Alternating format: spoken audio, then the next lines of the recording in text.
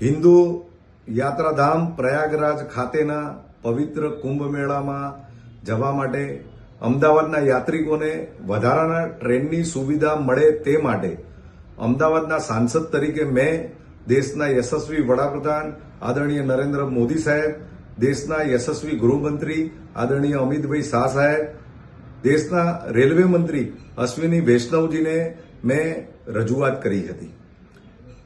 Railway વિભાગ દ્વારા આજથી અમદાવાદથી પ્રયાગરાજ કુંભ મેળાની ટ્રેનોમાં એક્સ્ટ્રા કોચ લગાવી યાત્રિકોને વધુ સુવિધા મળે તે માટે રેલવે વિભાગે વ્યવસ્થા કરી છે.